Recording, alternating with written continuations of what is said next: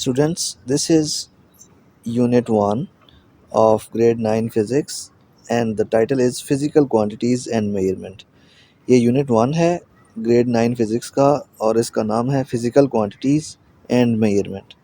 इसके अंदर हम बहुत सारी चीज़ें पढ़ेंगे। सबसे पहले तो ये हम डिस्कस करेंगे कि फ़िज़िक्स का क्या कलीदी किरदार है साइंस में, टेक्नोलॉजी और हमारे माशरे में।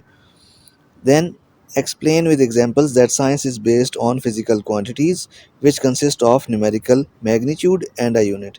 और मिसालों से हम लोग ये चीज़ साबित करेंगे इस पूरे चैप्टर के अंदर, इस पूरे बाब में कि साइंस जो है वो उसकी बुनियाद है फ़िज़िकल क्वांटिटीज़ और वो फ़िज़िकल क्वांटिटीज़ दो चीज़ों पर मुनहसर करती हैं। एक उसकी न्यूमेरिकल मैग्नीट्यूड यानी कि अददी कीमत एंड अ यूनिट, और एक उसका यूनिट होता है।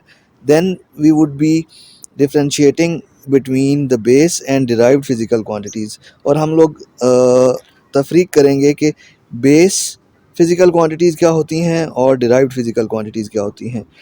And then list the 7 units of system international, और फिर हम लोग एसआई यूनिट के 7 यूनिट्स के बारे में डिस्कस करेंगे। और हाँ, standard definitions of SI units are not required, उसकी कोई हमारे पास ज़रूरत नहीं होगी इस चैप्टर के अंदर कि हम लोग एसआई यूनिट्स की जो बेसिक डेफिनेशंस हैं उनके ऊपर हम लोग काम करें।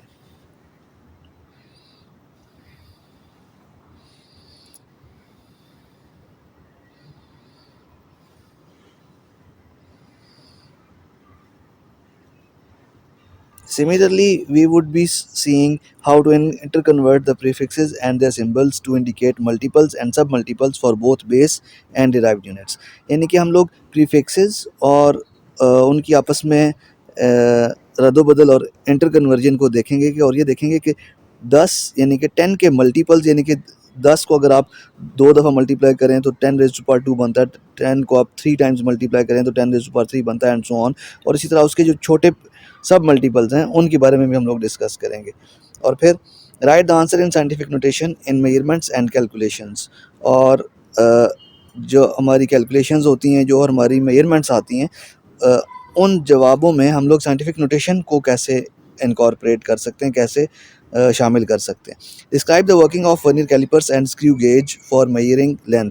इसी तरह लंबाई या लेंथ की पैमाइश के लिए हम लोग वर्नियर कैलिपर्स और स्क्रू गेज कैसे इस्तेमाल कर सकते हैं, उसकी वर्किंग भी बताई जाएगी।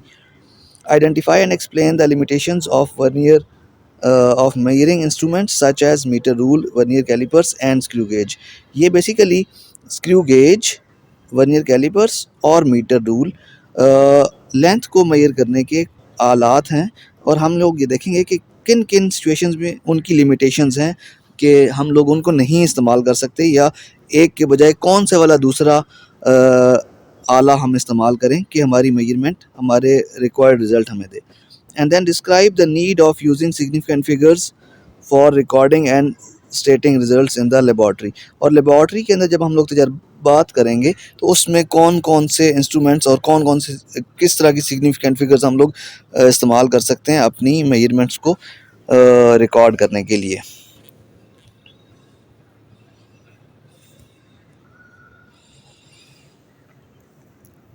In the same way, we are given with this is a list of the measuring instruments like measuring tape, meter rule, vernier calipers, and micrometer, screw gauge। We would be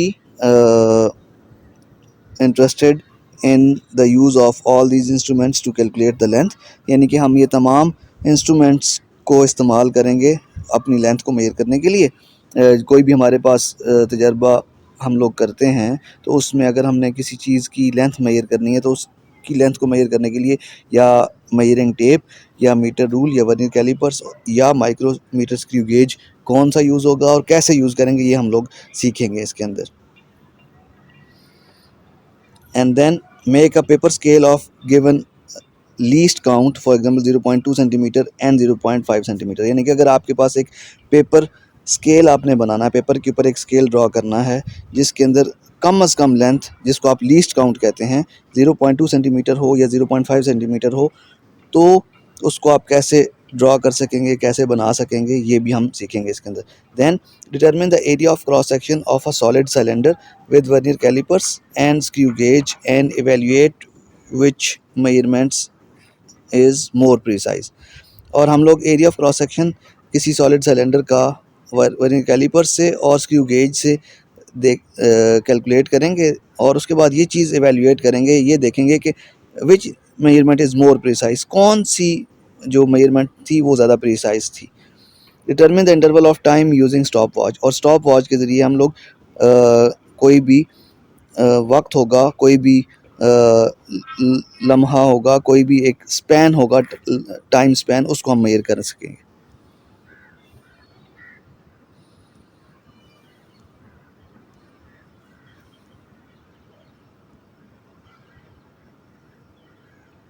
अच्छा,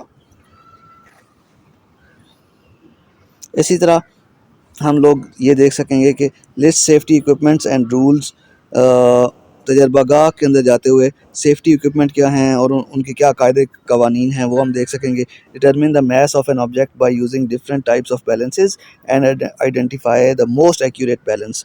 किसी भी एक चीज़ का mess अगर हम लोगों ने calculate करना तो उसके लिए डिफरेंट इंस्ट्रूमेंट्स कौन कौन से हैं, कौन कौन से आलात हम उनको यूज़ करके मैस कैलकुलेट कर सकते हैं और उनमें से कौन सा ज़्यादा एक्यूरेट है। Determine volume of an irregular shaped object using a measuring cylinder.